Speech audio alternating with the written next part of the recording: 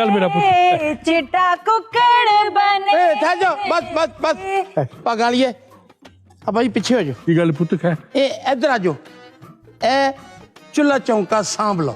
पूरे 7 रुपये सुटे ਇਹਦੇ ਵਿਆਹ ਤੇ ਇਹ ਤੁਹਾਡਾ ਹੀ ਹੈ। ਪਤਾ ਲੱਗਾ ਵੀ ਬਹਿਨੋਈ ਆਇਆ इधर क्या बात है। ਹੁਣ ਭਈਆ ਆਇਆ ਇਹਨਾਂ ਦਾ ਲੱਗਾ ਪਤਾ ਉੱਥੇ नहीं ये क्या बदतमीजी है, अभी तो वो नई नई दुल्हन है, उसे क्यों चूल्हा चौका सौंप रहे हो? मैं पता की ਤੁਹਾਨੂੰ ਦੱਸਾਂ ਇਹ ਮੇਰੀ ਜ਼ਿੰਦਗੀ ਦੀ ਸਾਥੀ ਹੈ। हाँ ਹੁਣ ਇਸ ਤੋਂ ਬਾਅਦ ਇਹ ਪਕਾਏਗੀ ਤੇ ਮੈਂ ਖਾਵਾਂਗਾ, ਇਹ ਨਹੀਂ ਪਕਾਏਗੀ ਮੈਂ ਨਹੀਂ ਖਾਵਾਂਗਾ।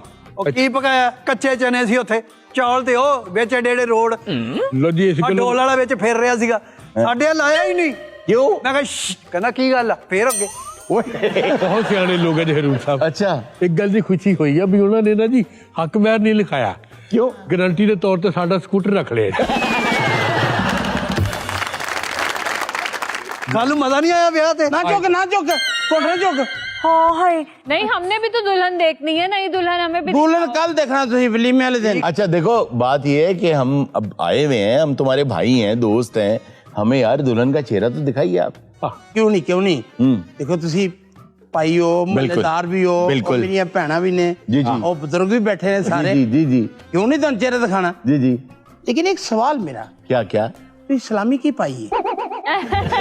सलामी दे के ये काम होता है तो अभी लो यार। नसीबा जली आते साथ ही चूल्हे पे बैठ गई है। कोई गल नहीं भैना, जे मेरे सरताज ने कहा ना कि रोटी पकानी है तो पका दांगी, एक अद्धा दे दी है ना। चलो एक आधा दिन नहीं है ना। ये बात बिल्कुल सच है कि शुरू दिन से टोन टेम्पो सेट करनी पड़ती है। तुमने सही किया हुआ है। भाभी ਅੱਛਾ ਇਹਨੂੰ ओ भाजी हुण हो गए हैं ਅਸੀਂ सुरखरू। ਆਲੂ ਉਹਨੂੰ ਇਹ ਵੀ ਦੱਸ ਦਿਓ ਕਿਆ ਇਸ ਘਰ ਦਾ ਜਵਾਈ ਆ ਤੇ ਮੇਰੇ ਕੋ ਆਪਣੀ ਸਾਈਕਲ ਆ, ਮੈਨੂੰ ਕਿਸੇ ਦੀ ਕਾਣ ਨਹੀਂ। भाभी आपको पता है कि मैं अपना कमरा आपको दे रही हूँ। कमरा ही एक होना जरा मैनू दिता, कमरा ना दिंदे तो मैनू किथे रखदे तुसी? मैं तो जदों दी इस घर च आई हां सुख नहीं वेखिया। मेरा ख्याल है मैंने 2.5-3 साल हो गए मैं सेरा लाया नहीं। मेरा ख्याल है मम्मी ये हथा च बुढ़ा होया। भाभी उस वक्त तो आप बहुत शर्मा रही थी, इस वक्त कैसे पटर पटर जबान चल रही है आपकी? ਜ਼ਬਾਨ ਨਾ ਚੱਲੇ ਤੇ ਹੋਰ ਕੀ ਤੁਹਾਡੇ ਪੱਲੇ ਕੀ ਏ? ਇਹ ਜਿਹੜਾ ਵੇਦ ਮੁਰਾਦ ਮੈਨੂੰ ਦਿੱਤਾ ਹਲਵਾਈ ਦੀ ਬਰਾਤ ਨਹੀਂ ਨਾਮ ਰਾਤ ਤਾਂ ਹੈ ਹੀ। काका एक बार घुंड चक के देख लो कुड़ी ओही है। भाभी अगर ऐसी ही बात है तो मैं भी आपको बताती चलूं कि आपके खानदान में से किसी ने भी मुझसे टांग की बोटी का नहीं पूछा। जी ਜੋ ਕੁਝ ਦਿੱਤਾ ਤਾਂ ਹੈ ਨਾ ਤੁਹਾਨੂੰ, ਉਹ ਸਵਾ ਤਾਂ ਮਿੱਟੀ ਦਿੱਤਾ, ਸਾਰਾ ਕੁਝ ਤਾਂ ਵਾਪਸ ਲੈ ਗਏ। ਜੇ ਵਾਪਸ ਲੈ ਗਏ ਤੇ ਕੀ ਹੋਇਆ? ਉਹ ਤੁਹਾਡਾ ਟੱਪ ਸਾਡੇ ਕੋਲ ਅਮਾਨਤ ਹੈ, ਵਾਪਸ ਕਰ ਦੇਗਾ ਮੇਰਾ ਅੱਬਾ। ਵਿਆਹ ਵਾਲਾ ਘਰ ਹੈ ਨਾ, ਪ੍ਰਾਹੁਣੇ ਆਏ ਹੋਣਗੇ ਨਾ। मेरा ख्याल ਇਹਨਾਂ ਕੋਲ ਕਮਰੇ ਕੁਮਰੇ ਕੋਈ ਨਹੀਂ, ਟੱਪ ਜੀ भाभी तो सानू की बना के खिलाएंगी?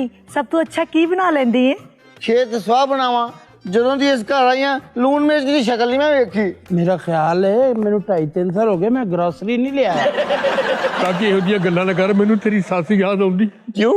ਉਹ ਵੀ ਇਹੀ ਕਹਿੰਦੀ ਹੁੰਦੀ। ये तो रोते हुए आ रहे हैं। ਉਹ ਅੱਲਾ ਖੈਰ ਕਰੇ ਉਹ ਕੀ ਹੋ ਅੱਲਾ ਖੈਰ बैठो बैठो बैठो की ਰੋਣ ਕੇ ਦੋ ਟੱਪ ਤੇ ਤੁਹਾਡੇ ਵੱਲ ਭਾਈ खैर ਤਾਂ ਹੈ ये ਕੀ ਗੱਲ? क्यों रो रहे हैं? अंकल आपका लोटा दोबारा तो नहीं गुम हो गया? ਨਹੀਂ ਜੀ ਨਹੀਂ, ਕੀ ਗੱਲ ਖੈਰ ਹੈ? ਲਾਡ ਪਿਆਰ ਦਾ ਵਿਆਹੀ अच्छा ਘਰ ਦਿਲ ਨਹੀਂ ਲੱਗਦਾ ਜਦੋਂ ਦੀ ਵਿਆਹੀ ਹੈ। ਲਾਨਤ ਭੇਜਦਾ ਮੈਂ ਤੁਹਾਡੇ ਤੇ। क्यों? ਕੀ ਹੋਇਆ ਪੁੱਤ?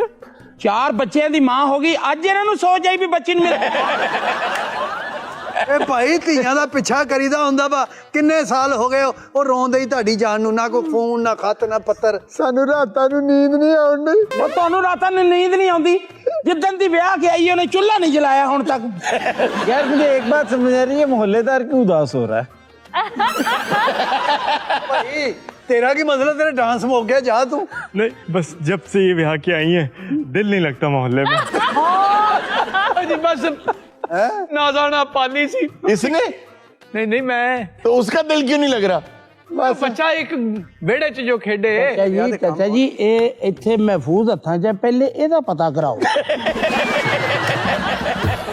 ਜਦੋਂ ਦੀ ਵਿਆਹ ਕੇ ਆਈ ਹੈ ਨਾ, ਉਹ ਜਦੋਂ ਦੀ ਨਹੀਂ ਹੁਣੇ ਦੀ ਵਿਆਹੀ ਕੇ ਮੇਰਾ ਘਰ ਮੈਨੂੰ ਵੱਢਣ ਨੂੰ ਪੈਂਦਾ। ਤੇ ਤੂੰ ਇਹਨੂੰ ਬਾਹਰ ਬੰਨਿਆ ਕਰ। ਹਾਂ ਧੀਆਂ ਤੇ ਪਰਾਇਆ ਧਨ ਹੁੰਦੀਆਂ, ਧੀਆਂ ਘਰ ਚ ਕਿਦੋਂ ਰੱਖੀਆਂ ਜਾਂਦੀਆਂ? ये घटिया बात और घटिया सोचना अपने पास रखो, आने वाले दौर में ये चीजें चेंज हो जाएंगी। ये इतने बुरे अल्फाज हैं कि बेटियां जो पराया धन होती, पराया धन क्यों होती हैं? बेटे अपने, बेटियां पराई, बेटियां भी अपनी होती हैं। और ये कितनी नाइंसाफी है कि शादी से पहले लड़की बोलती है कि जी मैं अपने वालिदैन के घर पे रहती हूँ, बिल्कुल। शादी के बाद मेरे शौहर का घर, तो लड़की का घर कहाँ है? देखो ना, खुदा ने भी उसका हिस्सा रखा है तुम्हारी विरासत में, वो मालिक है तुम्हारी विरासत की, और उसका अपना घर है जहां वो रह रही है। ये फजूल बात है। पराया धन, पराया क्यों कर रहे हो अपने बच्चों को? नहीं जी नहीं, मैं ते अपनी धी नूं क्या सी, इस घरों तेरी डोली चली, अगले घरों तेरा जनाजा। ये एक और घटिया बात, फजूल बात। तुम्हारा जनाजा क्यों ना निकले तुम्हारे घर? ਤੇਰੇ ਪਿਓ ਦਾ ਜਨਾਜ਼ਾ ਨਿਕਲੇ, ਤੇਰੇ ਮੁੰਡੇ ਦਾ ਨਿਕਲੇ। आमीन। ਯਾਨੀ ਜੀ ਤੁਸੀਂ ਜਿਹੜੀ ਬੱਚੀ ਨੂੰ ਘਰੋਂ ਦੁਆ ਦੇ ਕੇ ਤੋਰਦੇ ਹੋ, ਹਾਂਜੀ।